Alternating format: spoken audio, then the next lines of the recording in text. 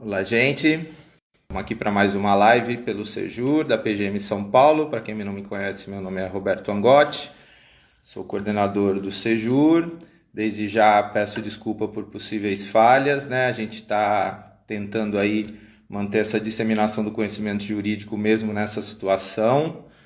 E, claro, fazendo uma coisa de casa, improvisada, mas que eu espero que de alguma forma seja de interesse e colabore com o propósito do Sejur, que é realmente espalhar conhecimento jurídico. Tá bom? Queria agradecer o professor Bordalo e o pessoal que acessou a última live.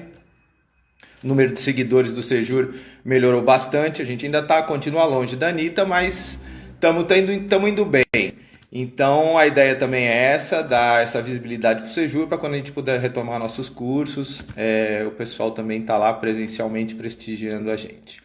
Eu vou chamar a professora Nathalie para a gente já começar.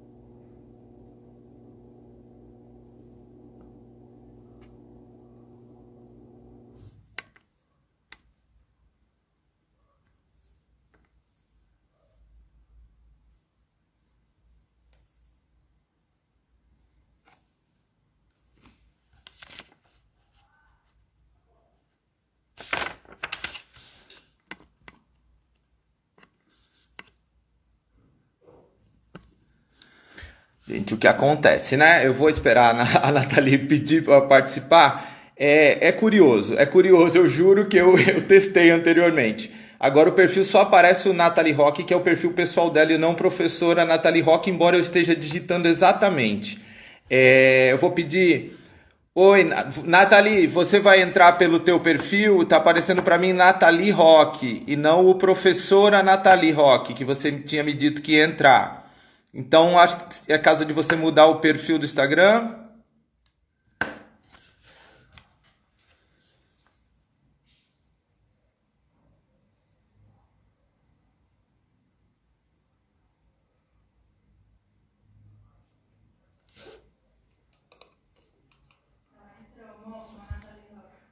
Agora sim.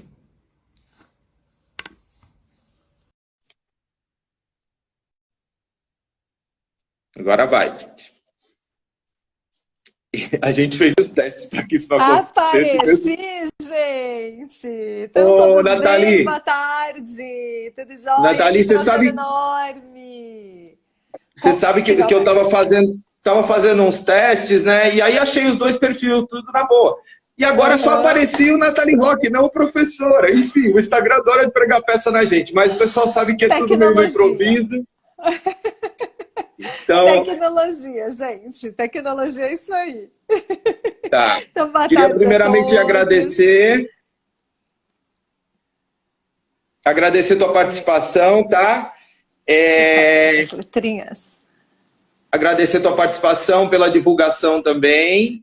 E aí já te deixo à vontade para falar o que você quiser e já começar a destacar o que você acha de importante aí dos reflexos tributários. A gente tem, Uhum. lembrando, a gente tem um público bem eclético, né, Aham. Nathalie? Então eu vou te pedir para começar uma coisa bem didática ali, talvez do começo mesmo, de explicar a importância de tributação, essas coisas.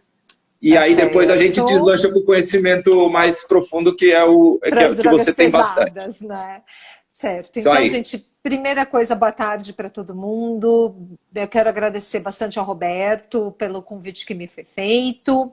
Agradecer a todos vocês que estão aqui passando a tarde com a gente. A ideia nossa aqui é entender um pouquinho o reflexo de todo esse acontecimento por conta do coronavírus na tributação. Então, a ideia é tratar um pouquinho desses assuntos, né? E uma coisa que é importante da gente observar, a primeira coisa, é entender exatamente por que a gente paga imposto. Eu acho que é o primeiro ponto, né? Como o Roberto me alertou, né? A gente tem estudantes, a gente tem profissionais, a gente tem todo, né? A gente ainda bem, né, que tem bastante gente interessada, mas por que a gente paga imposto? Isso é uma coisa bem importante de a gente pensar, né? A gente pensa sempre que a gente tem direitos, né? Ah, que eu tenho direito a isso, a direito àquilo.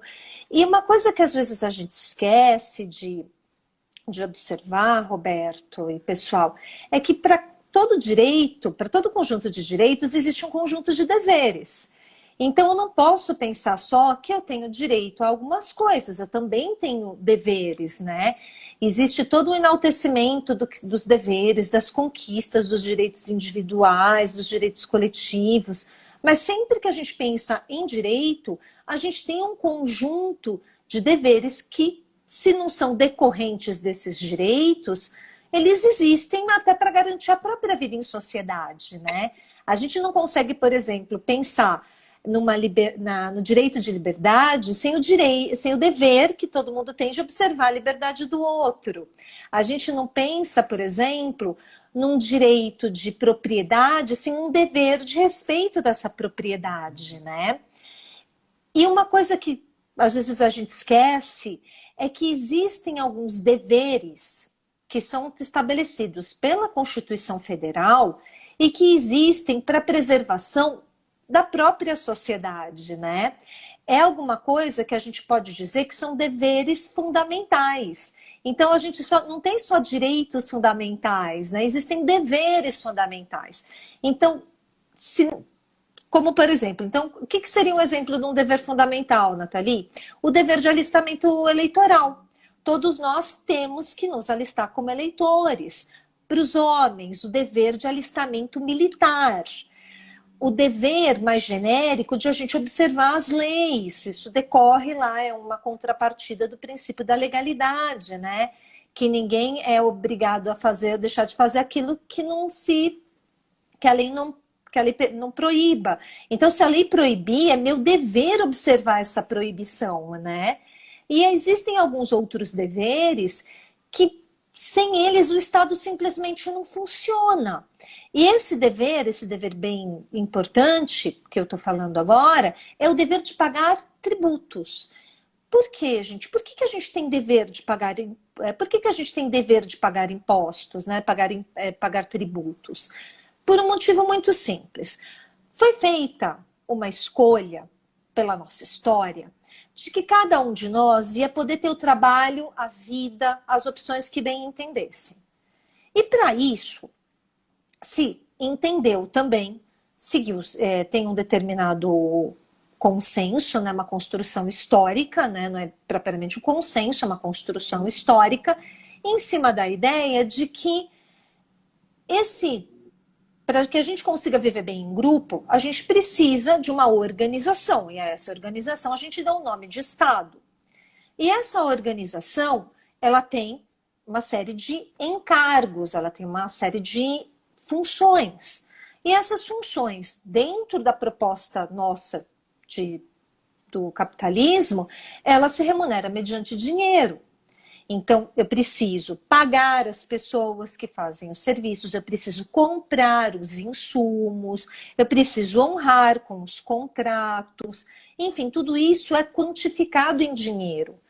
E também, isso também foi uma construção que aconteceu ao longo da história, entendeu-se que o Estado não pode ele mesmo prestar as atividades, né? Eu penso que não passa pela cabeça de ninguém fazer a própria varrição pública, consertar os buracos da rua. Não.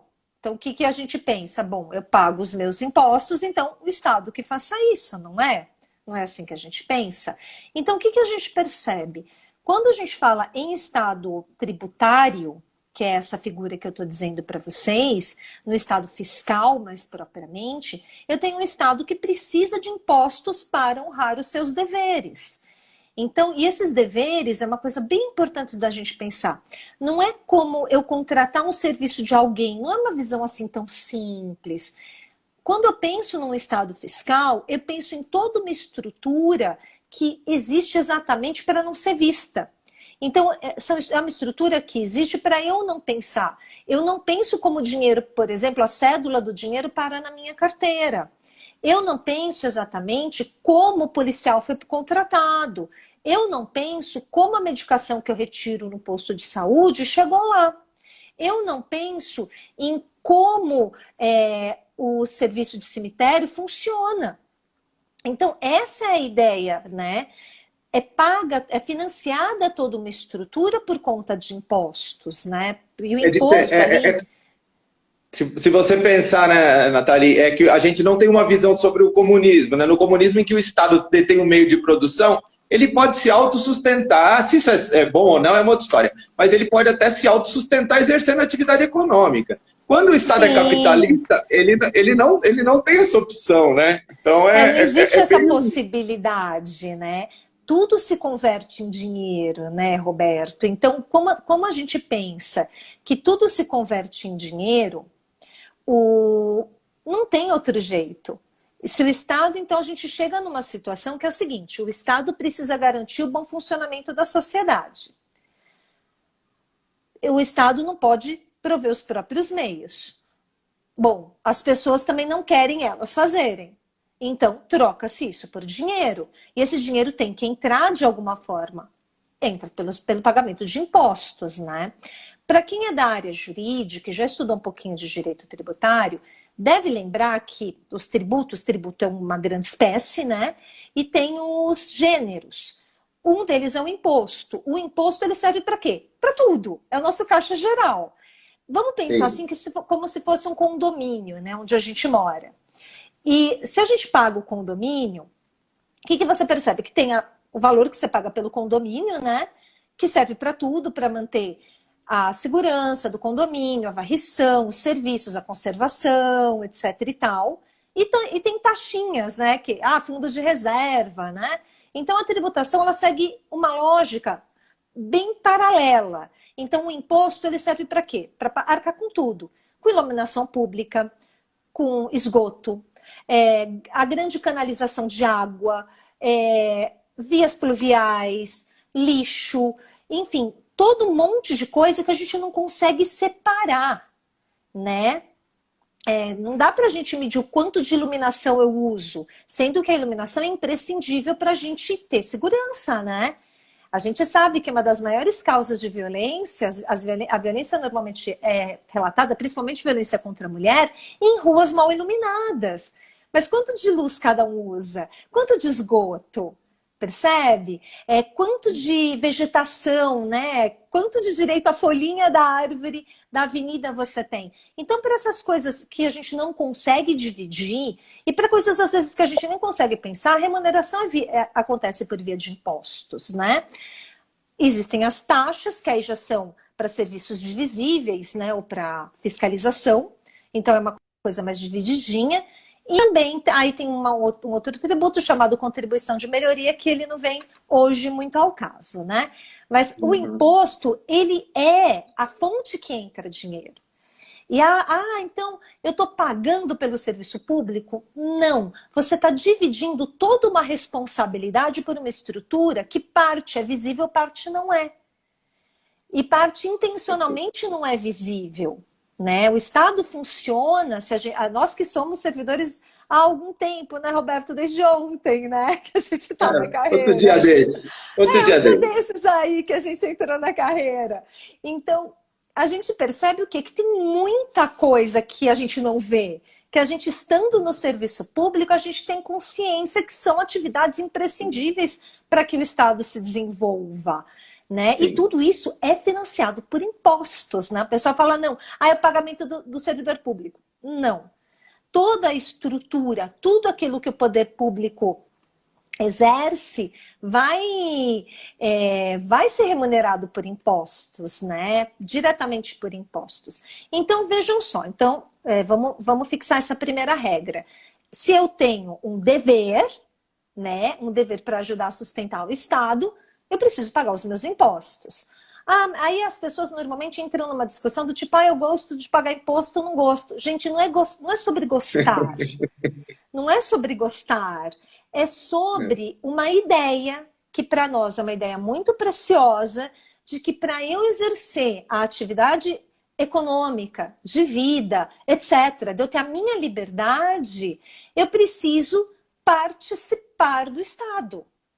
Mesmo que eu não queira, eu não tenho opção, é um dever. É um dever fundamental, por isso que é importante essa categoria, né? Tem um jurista português, para quem gosta dessa matéria, e ele chama José Cassalta Nabais. José Cassalta Nabais, ele tem uma obra chamada Do Dever Fundamental de Pagar Impostos. E ele fala justamente, a primeira parte do livro, ele fala, olha, todo mundo fala tanto em direito fundamental, ninguém fala em dever. Né? Os próprios constitucionalistas não tratam da ideia de dever fundamental, sendo que eles existem e são numerosos. E o que vai dizer o Nabais? Todos esses deveres, primeiro, assim como acontece com o imposto, eles são limitados, né? A Constituição diz quais são esses direitos, então eles são deveres limitados. Eles precisam de delimitação legal, muitas vezes. Alguns poucos decorrem direto do texto da Constituição. Então, alguns, por exemplo, mesmo o dever de alistamento eleitoral, a minúcia que é dada a esse dever é no Código Eleitoral. O dever de se alistar no Exército também é minuciado na legislação própria. Os próprios deveres de respeito, tem uma série de legislações que especificam. E não é muito diferente no direito tributário. Então, o dever de pagar impostos está na Constituição, mas vão ser uma série de leis que vão minuciar como esse dever é exercido, né? E então a questão, gente, percebam, não é sobre eu gosto ou não gosto. Não, tem que pagar. A grande disputa é o quão proporcional é a tributação. Ela é proporcional? Então, é justo para a gente que todo mundo pague a mesma quantidade de impostos ou não? Na nossa sociedade, a gente não encara assim. Então, é mais nesse sentido, né? A questão é sempre sobre proporção. E aí, o que a gente percebe, né? O que tem acontecido nessa época? Apareceu, Roberto, eu não sei se você teve essa sensação, eu não sei se o pessoal que nos assiste também tem, de que se instaurou um verdadeiro fla-flu entre economia e saúde. Então, parece que para você proteger a saúde, você tem que sacrificar a economia, e se você protege a economia, você sacrifica a saúde. E aí fica essa disputa, libera, não libera.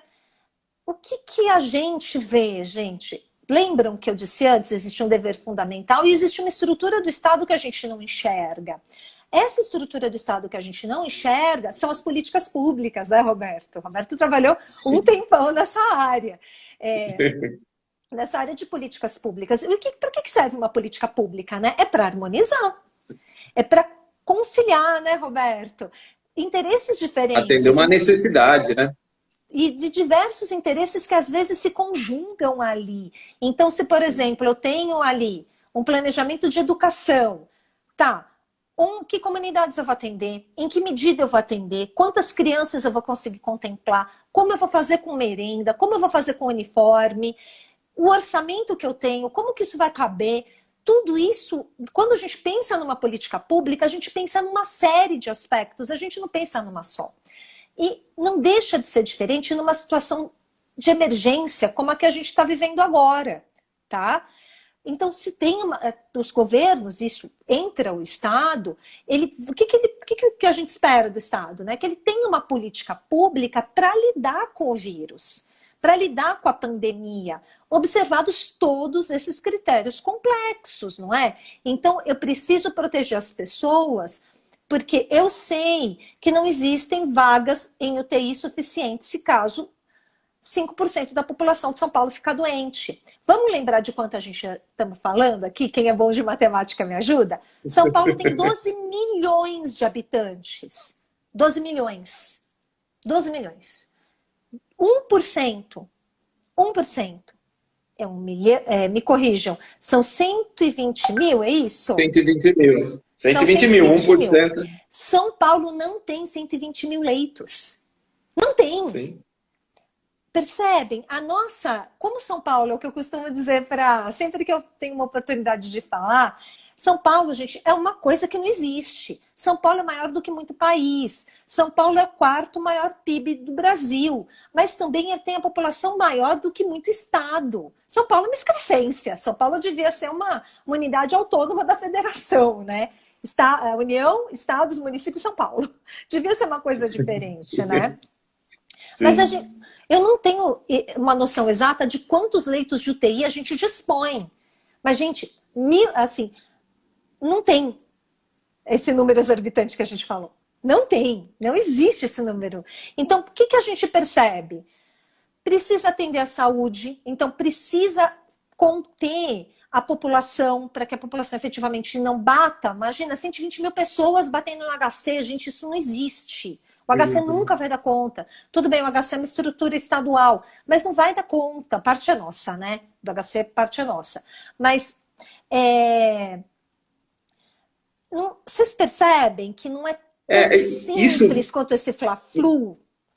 Sim, né? Nathalie, é uma questão, acho que de todas as cidades, né? Porque as cidades menores a população é menor, só que o número de leitos também é menor. É proporcionalmente menor.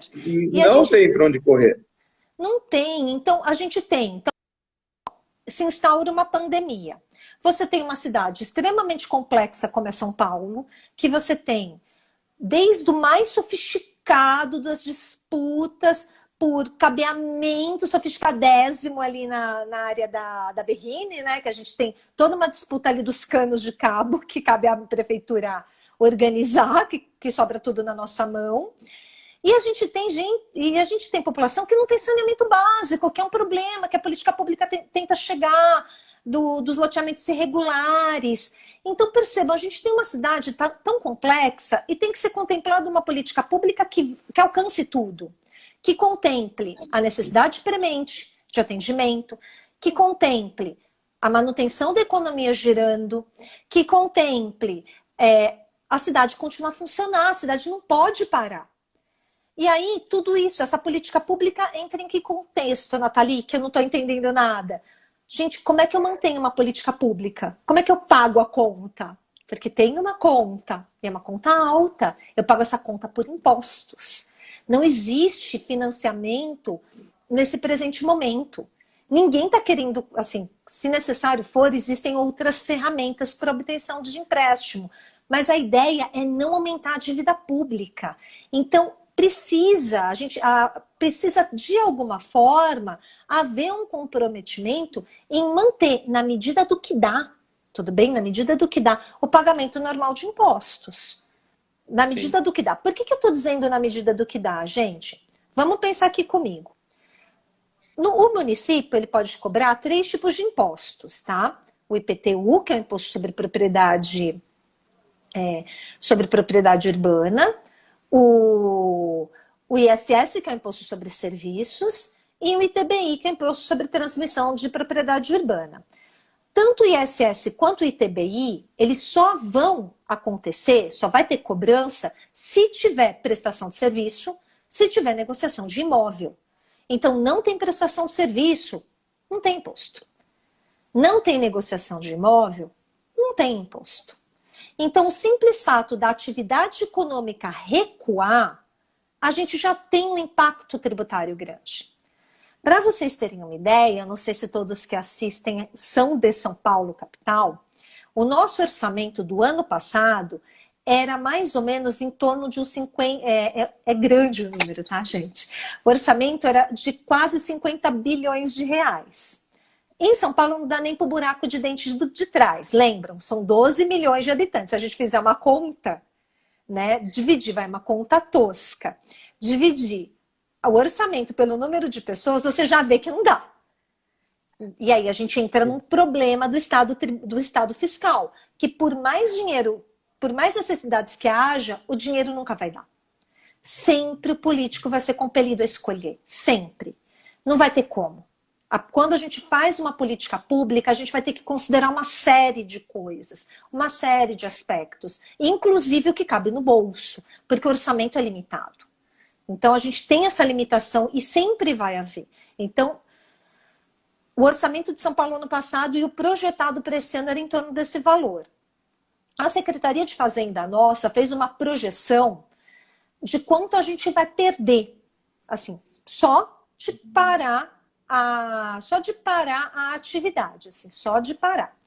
Então, na melhor das hipóteses, num quadro mais ou menos bom, deixa eu achar aqui na minha anotação, num quadro razoável, a perda é em torno de quase 7% da arrecadação. Para São Paulo é um tombo, isso num quadro, gente, ponderado, assim, pelo simples fato de diminuir a prestação de serviços e diminuir a negociação de imóveis em São Paulo. Então, só esse impacto, gente, a gente está falando de 7%. Quem é bom de conta me ajuda aí. É muito dinheiro. Né? Aqui na conta de Fazenda, dá algo em torno da gente conseguir um orçamento. Lembram que a ideia era um pouco mais de 50 bi? A gente está falando de quase 10 bi a menos. É muito dinheiro. É muito dinheiro. E é dinheiro que vai sacrificar o quê? O próprio combate do coronavírus, a própria manutenção de infraestrutura, outras obras que são essenciais estavam em curso. Então, tudo isso já dificulta. Então, já vai haver essa quebra. E como São Paulo, além de ser uma das economias do país mais importantes, e ser uma cidade muito grande, né, juntam esses dois fatores, o tombo que São Paulo tomou é maior do que o orçamento de mais de 60% das cidades do Brasil. Tem cidade que não tem 10 bi de orçamento por ano. Não tem. É o tombo que a gente vai numa tomar. situação, né? E numa situação como você colocou, em que a demanda por política pública vai aumentar, né? Então, esse número se torna exponencial, né? Porque não é dentro de uma situação de 7%, numa situação de normalidade é muito. Numa situação de pandemia é insustentável. Até porque a política pública, eu lembro isso a vocês, a política pública, ela custa dinheiro. Por mais que existam expedientes de parcerias, etc. e tal, vai ser necessário o empenho do poder público em fazer contratação. Né? Estão perguntando aqui, o imposto mais relevante é o ISS. Dos três é o ISS. Tá? Então, o ISS ele é responsável por mais de 30% do nosso orçamento direto em impostos. Fora o que a gente vai deixar de ganhar por conta da participação do ICMS, porque contraindo o comércio é expressivo em São Paulo, vai ter a contração da nossa participação e dos repasses de imposto de renda. Então, a gente vai ter uma perda de orçamento no momento em que a gente precisa de política pública muito grande, né? Então, né, para a gente juntar todas as ideias. Então, eu tenho um dever de pagar imposto. Eu gostando ou não gostando, faz parte do pacto, faz parte do sistema em que a gente vive. Não é sobre eu ter direito de não pagar. Não existe direito a não pagar imposto. Isso não existe. Faz parte do nosso sistema capitalista que se paga imposto. Faz parte. Não gostou, gente? Muda de sistema, vai para outra organização. Funda um outro país. Mas todos os estados são baseados no modelo de estado fiscal. A sugestão de leitura que eu deixo é do professor português lá do José Nabais, que fala do dever fundamental de pagar impostos, né? Que ele fundamenta muito bem o porquê, qual é o fundamento do estado fiscal. E além disso, o Estado governa por política pública. Então não é fla-flu. Eu vou deixar disso. Não. Se faz um planejamento. Por isso que eu falo que existe uma parte do Estado que só quem está dentro vê.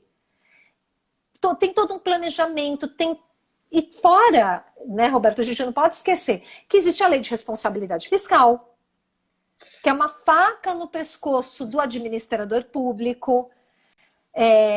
Isso. Tem a lei de a Fabri Carolina está perguntando, chama o dever fundamental de pagar impostos, Fabri. Então, a lei de responsabilidade fiscal é uma faca, né? É o que eu falo, o político, né? O administrador público, não político propriamente, mas o administrador público, ele fica entre a improbidade administrativa, a lei de responsabilidade fiscal e a omissão. Gente, é um horror. Eu juro que eu não desejo ser administrador público para ninguém. Porque se você faz é pelo excesso ou pela falta. É muito complicado ser administrador público. E, além disso tudo, tem todo esse limite que eu falei. O orçamento é limitado. Que é o exemplo que eu dei. 50 bilhões é muito dinheiro. Gente, para São Paulo não é. Para São Paulo falta. A gente, pelo incrível que possa parecer, a gente se sustenta por conta de impostos. Mas cada dinheiro de repasse que entra é muito bem-vindo. Tanto o repasse de CMS quanto os repasses, não só de CMS, mas do IPVA, o repasse dos impostos federais, das contribuições, os adiantamentos que a gente faz. Gente, dinheiro para São Paulo nunca é demais, tá? Nunca é demais. Falta. Acreditem, vocês veem que falta dinheiro, né? Que tem muita coisa que a gente não consegue alcançar. E o que a gente tem observado, né? Por um outro lado, que para mim, como procuradora de contencioso tributário, é uma coisa, Roberto, que tá assim, que era uma coisa que a gente conversou, né, bastante. O que tem acontecido, né? Que surpresas que a gente tem tido. Alguns contribuintes, né, de ISS, IPTU, ITBI, taxas, enfim, têm buscado na justiça um direito de uma moratória tributária, tá? Então, o que tem se feito? Não é só com o município de São Paulo, isso houve um problema com a União, houve um problema com o Estado. Por quê? Para reivindicar uma possibilidade de atrasar o pagamento dos impostos, né? E é uma coisa que a gente, como servidor público, e vendo que precisa do dinheiro, a gente já vai ter uma queda. A gente já vai ter uma queda enorme de faturamento, né? Que o poder público não fatura, né? O poder público arrecada para gastar. A gente já vai ter uma quebra. Gente, imagina se pessoal, se quem puder pagar imposto não pagar, o que a gente faz? Né? Como que a gente vai bancar o Hospital do Pacaembu, os leitos de UTI que foram prometidos? Como é que a gente vai manter cemitério público? Como que a gente vai fazer pagamento de pesquisa para fornecimento de remédio? Como que a gente faz? Tantas coisas. E uma política pública que no caso é federal, Nathalie, mas que eu acho que vai ser talvez um dos maiores rombos aí orçamentários, é a MP de garantia do emprego e renda, né? Você imagina o que o governo vai ter que pôr de aporte para poder bancar uma suspensão de contrato de trabalho por 60 dias. Imagina do que nós estamos falando, de todos os funcionários, de todos os seletistas do Brasil ter seu contrato suspenso e ter parte do salário pago pelo governo. Não é pouca coisa. Não é pouca coisa. Como dizem os americanos, Roberto, você está tão coberto de razão que os americanos eles têm uma expressão que eu acho maravilhosa, que eles dizem assim, there's no free lunch. Ou, em bom português, não existe almoço de graça. Então, você precisa fazer a transferência de renda, é inquestionável que precisa. As pessoas precisam comer. O supermercado não vai fazer fiado. Né? O concessionário do serviço público, ele precisa manter minimamente as suas estruturas funcionando. Então, não tem como. Então, there's no free lunch. As pessoas precisam pagar as contas, só que isso vai ter uma conta depois. Então, você imagina se quem pode, porque o que a gente percebe, né? A gente ainda está na incipiência da crise, ou seja, a crise, efetivamente, está se estruturando agora. Então, imaginem vocês, 15 dias, a empresa entrar em juízo falando que ela não tem dinheiro para pagar funcionário. Né? Como que faz? Né? Isso é sustentável? Não é? Né? Então, diga, Roberto. Não, eu acho que assim, é difícil até falar, né? Princípio da solidariedade, né? Acho que numa situação dessa, às vezes esse egoísmo, eu não tô aqui para, né? A gente não está aqui para meter o pau no empresariado, mas é uma situação de uma falta de solidariedade, às vezes, porque a gente sabe que tem atividade econômica que não está parada, e tem muita gente que está tentando aí um oportunismo nessa situação. Né? Pois tem atividade sim que vai sofrer, mas outras não. Né? E eu vi nas decisões, quando você pediu que eu procurasse, né? A gente trocou ideia, eu fui me inteirar, não sou especialista em tributário, e eu vi as decisões, algumas empresas que de fato a gente sabe, empresas de tecnologia. Mais, Espera aí! O judiciário tem que estar atento. Pois é. Tanto está atento que grande parte das decisões, assim, a esmagadora maioria, pelo menos as do município de São Paulo, a gente conseguiu reverter. Tem uma outra aí que está dando uma dor de cabeça, mas são pontuais, né? Grande parte a gente conseguiu ou sensibilizar os próprios juízes na primeira instância de que não tem razão de ser. Não tem razão de você franquear para uma empresa sob o fundamento de que ela tem 100 postos de trabalho e eu vou sacrificar, sei lá, 500 pessoas que vão ficar sem atendimento médico. Né? Sim. É uma situação, lembram, é um dever fundamental pagar imposto. Não é sobre gostar, não é sobre gostar, não é sobre concordar. Faz parte do sistema. Você quer liberdade para empreender? Você quer livre iniciativa? Então você paga impostos. O Estado, ele tem um custo. Então, como é que é? O grande ponto sempre é proporção. Enquanto que a gente pode proporcionalmente, sem inviabilizar a atividade econômica, fazer com que o lucro de alguma forma seja compartilhado principalmente com quem não tem. Né? Sim. Principalmente a gente faça da tributação uma ferramenta de transferência de renda, que esse também é um dos grandes objetivos da tributação. É você conseguir garantir um bem-estar de toda a população. Gente, não é favor. É isso que as pessoas também se equivocam no meu sentir. Não é favor você manter serviço público de saúde, manter escola pública. A gente não é. É o mínimo para a gente ter um país competitivo. É muita falta de visão do que seja realmente liberalismo. A gente entendeu que não seja serviço público, né?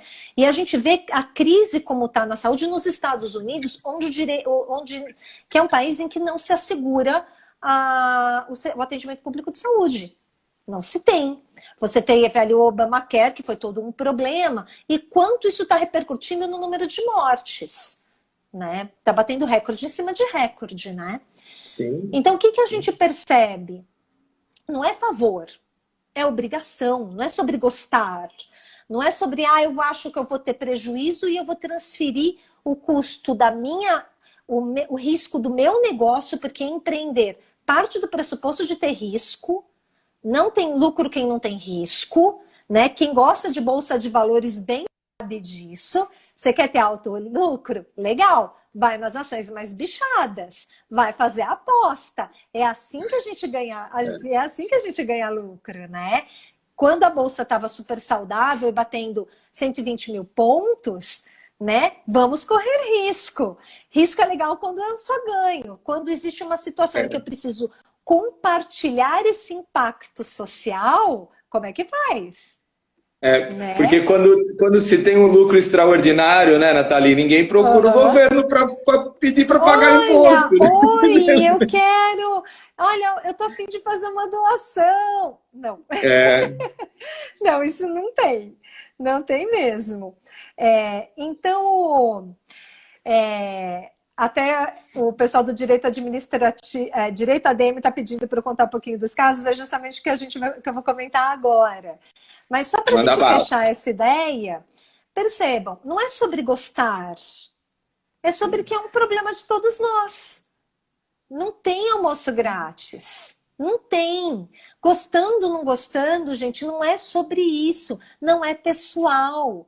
né? Eu quero ver quando, daqui talvez uns 5, 10 anos, quando a Bolsa volte a bater de 200 mil pontos, porque Deus é pai, né? Também tem ação na Bolsa, também tombo. Eu espero que, né, a pessoa procurar, escuta, eu ganhei mais esse ano, quero pagar mais de imposto de renda, mas você já pagou 27,5%. Não, quero pagar 32%. Quero ver se isso vai acontecer, né? Então, o que a gente percebe? Não é sobre querer, é sobre, é um dever.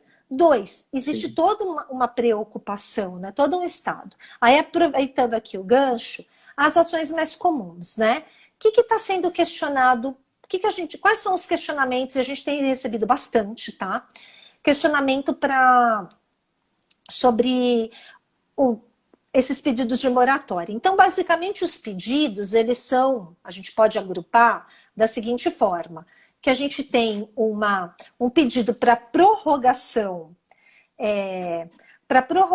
do pagamento de impostos, né? Então, seria para frente do pagamento de impostos, e também de não emitir nota fiscal, esse tipo de coisa. Então, os fundamentos são os mais diversos. A gente já identificou vários fundamentos. Então, há quem diga que é caso fortuito, né? O que é caso fortuito? Para quem não, né, de repente não é versado nessa nomenclatura, caso fortuito é um acontecimento natural, extraordinário, que autoriza as pessoas a não cumprirem os contratos, né? Isso é caso fortuito. Há quem diga que é fato do príncipe. Fato do príncipe é uma política, é uma atuação do Estado que causa prejuízo para um determinado particular, né? Então, e assim vai. Há quem diga que decorre da moralidade administrativa. Tem uns que falam até que a gente tem que ter compreensão, né? Que não está dando para pagar os impostos, né?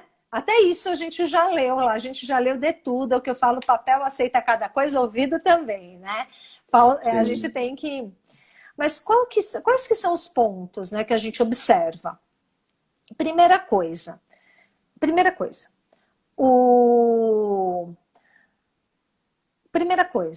existe uma inovação, né? Agora falando um pouquinho de um jeito mais técnico, tá? Se tiver muito técnico, gente, fala para mim, aí eu dou uma aliviada no tom. Teve uma alteração na Lei de Introdução às Normas do Direito Brasileiro, que colocou, essa alteração já tem 2 anos, ela é o artigo 20. Ela diz o seguinte, eu vou ler aqui para gente, que nas esferas administrativas, controladora e judicial, não se decidirá com base em valores jurídicos abstratos, sem que sejam consideradas as consequências práticas da decisão. Então, não adianta você querer fazer alguma coisa que impacte uma grande política pública com base na moralidade. Não, eu tenho que saber concretamente o que isso significa, né? E concretamente o que isso significa? A gente fez um estudo. Para o município de São Paulo, impacta da gente perder quase 30% do orçamento. Gente, isso é impensável. São Paulo, a conta não vai fechar por anos se a gente perder tanto de orçamento. Não tem. Gente, sério, é inviável. Não vai ter varrição mais, não vai ter recolhimento de lixo, não vai ter escola para ninguém, não vai ter merenda, vai parar tudo. O dinheiro que entra vai para o hospital. Parece correto, né? A gente pensar, a cidade vai parar.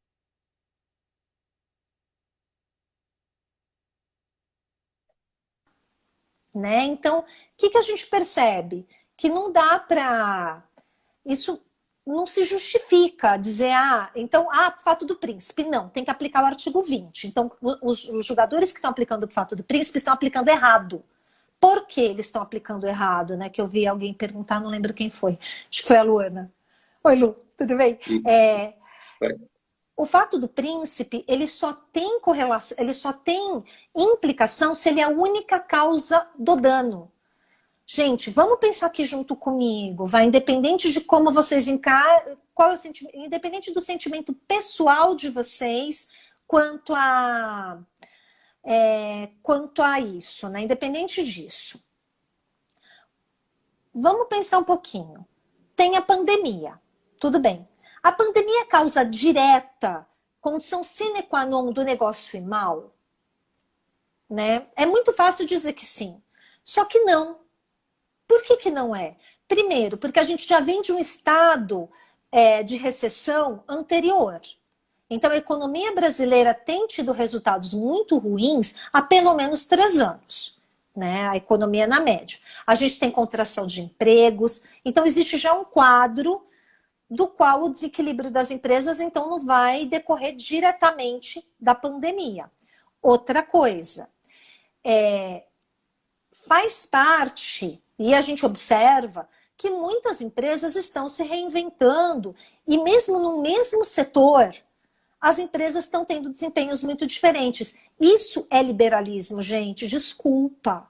Mas tem gente que é mais hábil, administra o próprio negócio de uma forma melhor, já estava antenado os e-mails de internet, já pensava em oferecer outro tipo de serviço, já tinha aquela ideia de não colocar todos os ovos na mesma cesta, como os economistas gostam de dizer, né? Então oferecia vários tipos de serviço, estava investindo no online, estava investindo em rede social, estava investindo em vez de ter um grande depósito, então pequenos depósitos regionais para diminuir o custo de entregas. Então, tem gente que mesmo em setores como o de turismo está fazendo lucro. Percebem? Tem. Porque, e fora os setores que já estão arrecadando muito. Então, percebam, não é uma consequência direta o fato de a gente ter medida de contenção e o prejuízo. É uma leitura muito tosca, desculpem. Não tem análise nenhuma, não tem relação de causa e efeito. Por exemplo, eu já peguei Nathalie, Diga.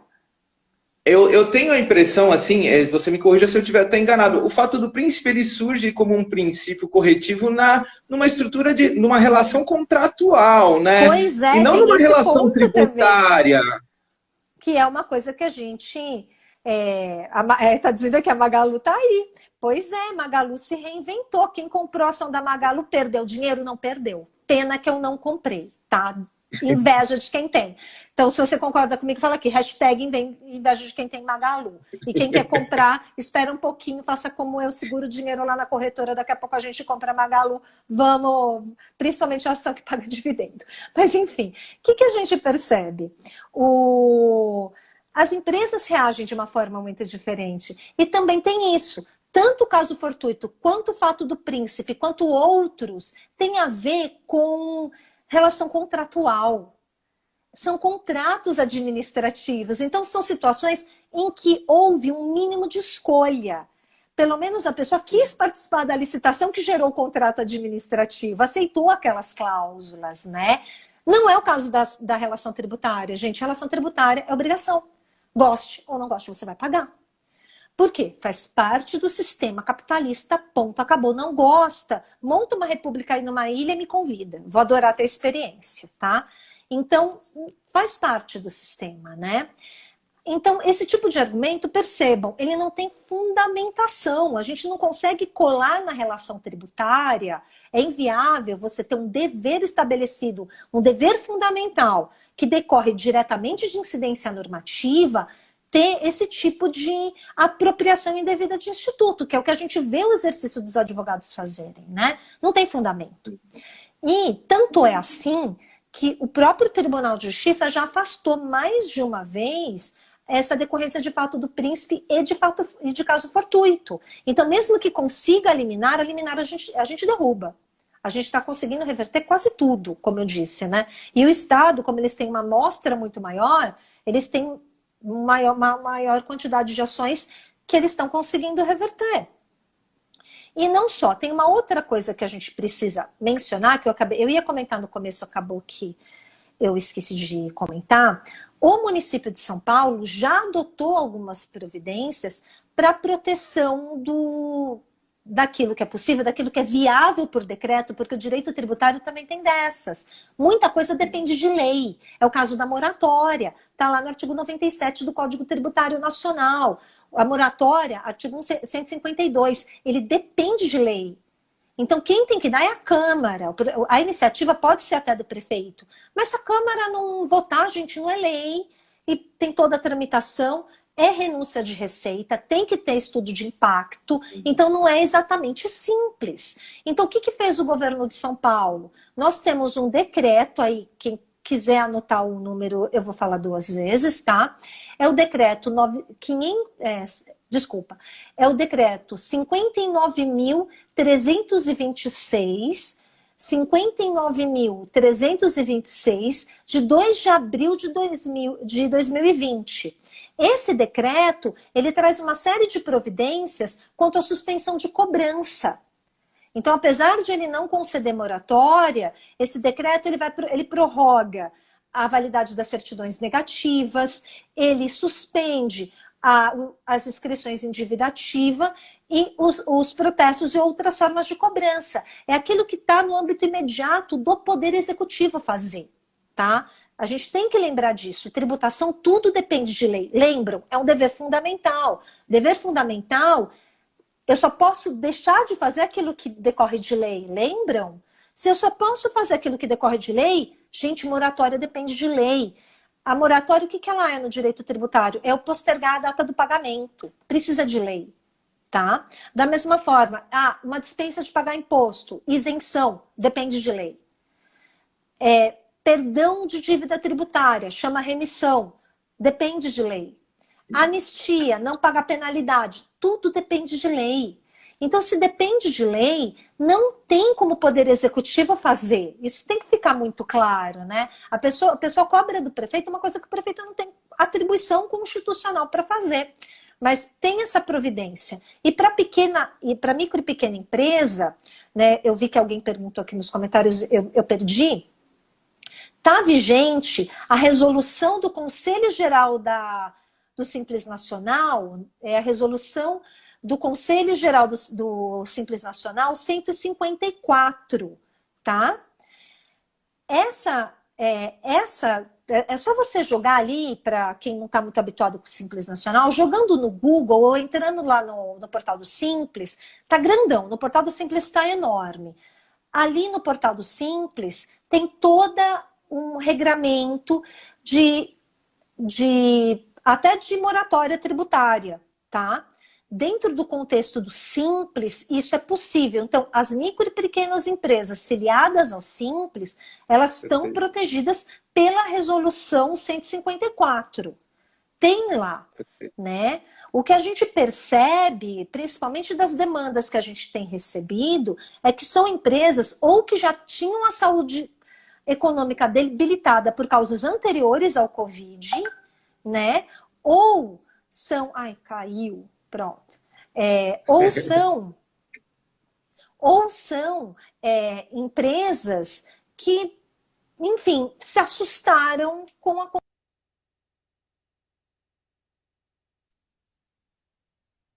Uma coisa que muita empresa alega, é muito engraçado de ler isso quando a gente olha as petições. É assim, pode ser que eu tenha prejuízo. Gente, Eli Lopes Meireles, o clássico lá, naquela obra clássica sobre mandado de segurança, ele já diz que o mandado de segurança preventiva, ele depende de risco concreto, não de risco abstrato. Então, pode ser que eu tenha, gente, não quer dizer que vai ter.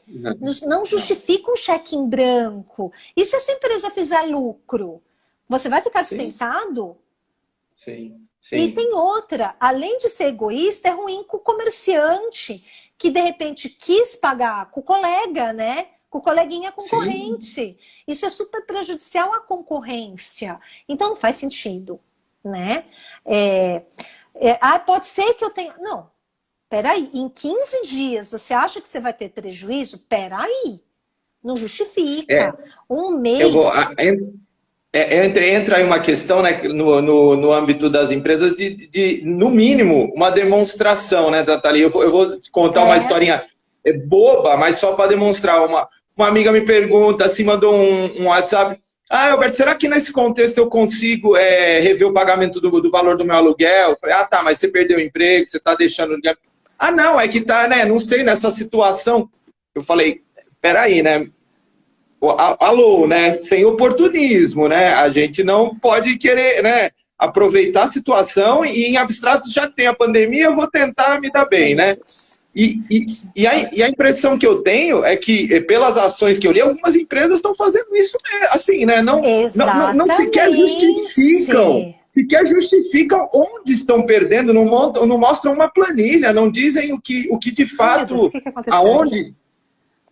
Mas... Espera só um minuto, Roberto, meu celular deu algum pau aqui. Espera aí, só um minutinho, consegui consertar. Pronto. Gente, telefones. Então, eu estava dizendo isso, né? Então, sequer existe essa demonstração em concreto de que houve uma perda e já estão... E o pessoal já quer correr para usar isso de subterfúgio. Claro, não são todos, mas é muito triste, Natália. Eu acho que é uma falta de solidariedade social e que a gente sofre de uma forma absurda, assim.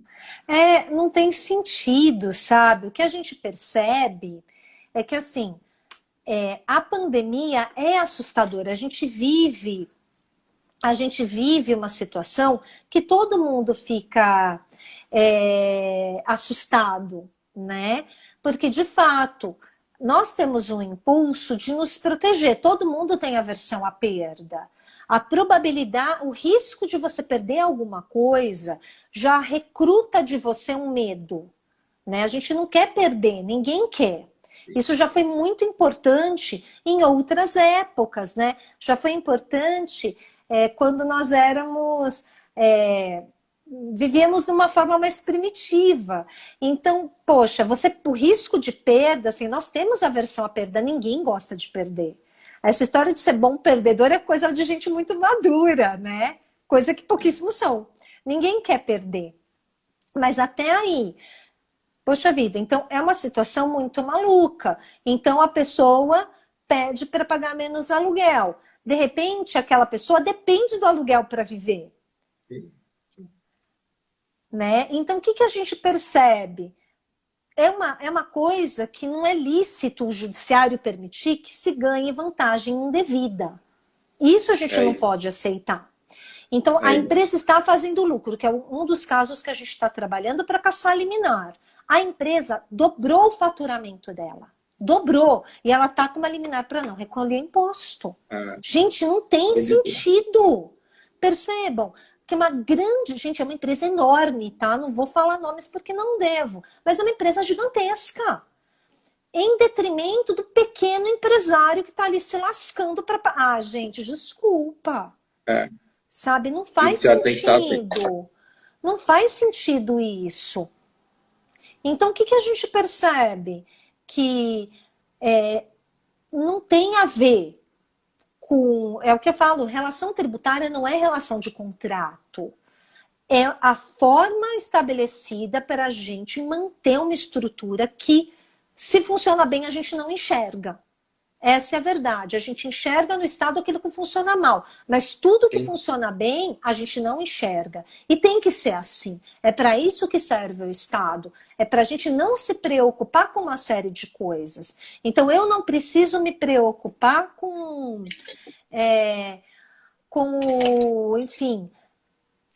a gestão de cemitério. Eu não preciso me preocupar com a gestão do lixo público. Não preciso. Com a iluminação. Então, o que funciona eu não vejo. E que bom que não vejo. É uma obrigação. Né? E eu lembro a vocês, o município já vai ter uma queda enorme. A gente vai ter uma queda de aproximadamente, a queda esperada é em torno de 7%, mas ela pode chegar a 10% do orçamento. O que é muita coisa para São Paulo. A gente está falando de um orçamento de 50 bilhões, a gente pode perder 10. Pelo simples fato da retração da atividade econômica. Eu não estou falando nem das pessoas pararem de pagar imposto. É pela retração. Como eu falava para vocês no começo, o simples fato de parar de girar a economia, a gente já tem uma retração dos impostos.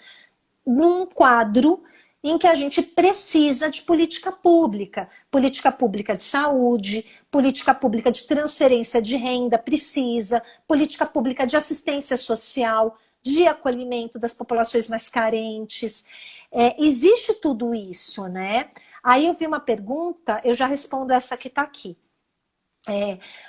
Eu vi uma pergunta, mas poxa, isso vai representar no futuro um acréscimo de impostos?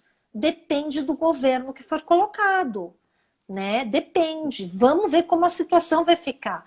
Porque, de repente, a economia também está tão retraída que você não consegue fazer essa colheita de mais impostos. Não dá. A economia está tão retraída, então não dá para a gente projetar.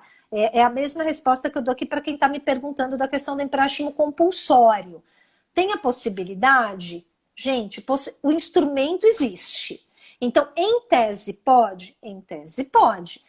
Vai ser conveniente e oportuno? Estamos acabando, né? Tá me aparecendo um cronômetro aqui. Quanto tempo temos? 16 segundos. Bom, então assim a gente termina. Né? Caso tenham alguma dúvida, encaminhem para o Roberto, eu respondo com prazer, nem que seja por vídeo. Obrigada pela participação e a gente se vê.